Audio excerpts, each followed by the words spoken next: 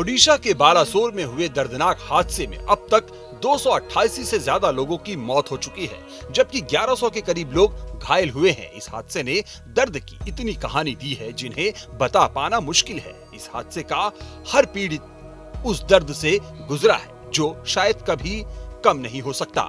हादसे के बाद कई ऐसी तस्वीरें आई जिन्हें देखकर हर कोई सहम गया। कोई अपने अपनों को अस्पतालों में ढूंढ रहा था तो कोई मुर्दा में। दर्द की ऐसी एक कहानी है बंगाल के हेलाराम मलिक की, जो अपने बेटे को ढूंढने के लिए कई 100 किलोमीटर का सफर तय करके बालासोर पहुंचे और जब अस्पताल में बेटा नहीं मिला तो मुर्दा घर पहुंच गए। आगे क्या हुआ हम आपको बताते हैं। अंग्रेजी अखबार टाइम्स ऑफ इंडिया में छपी खबर के मुताबिक हेलाराम के बेटे बिस्वजीत मलिक कोरोमंडल एक्सप्रेस में थे। जैसे ही हेलाराम ने हादसे की खबर सुनी, उन्होंने तुरंत अपने बेटे बिस्वजीत को फोन किया। बिस्वजीत ने फोन उठाया, लेकिन हेलाराम को उसकी आवाज साफ सुनाई नहीं दी। वो कराह रहा था। हेलाराम तुरंत एक एम्बुलेंस ड्राइवर और अपने बहनोई दीपक दास को लेकर बालासोर के लिए रवाना हो गए। उन्होंने उस रात 230 किलोमीटर से ज्यादा का सफर किया, लेकिन बालासोर पहुंचने के बाद उन्हें उनका बेटा किसी भी अस्पताल में नहीं मिला। हताश हेलाराम के पास अब मुर्दा घर में चेक करने के अलावा कोई चारा नहीं था। वो अपने दिल को मजबूत कर बहानागा हाई स्कूल पहुंचे, जहां बहुत सारे शव रखे थे। इस पूरे वाकये को हेलाराम के जीजा दीपक दास ने कुछ इस तरह से बताया। हमें अपने 24 साल के बेटे की कोई सूचना नहीं मिली। हम हताश थे, लेकिन हमने हार नहीं मानी। हम उसके जिंदा होने की उम्मीद में वहां लोगों से पूछताछ करते रहे।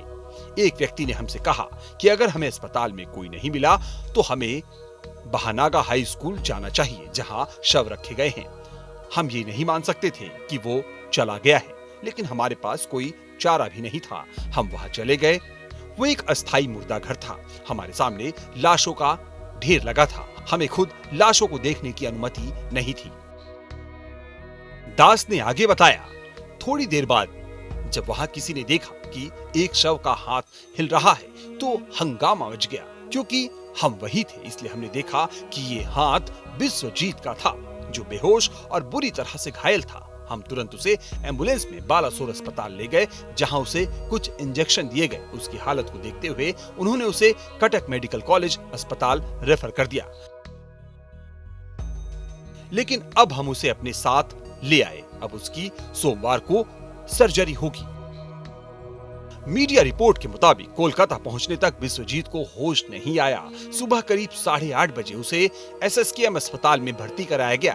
परिजनों ने बताया कि रविवार को बिस्वजीत की एंकल सर्जरी की गई। सोमवार को उसके दूसरे पैर की सर्जरी हुई। उसके दाहिने हाथ में कई फ्रैक्चर हो गए थे। लेकिन सवाल था कि आखिर जब बिस्वजीत जिंदा था तो उसे मुर्दा समझकर कैसे मोर्चरी में रख दिया।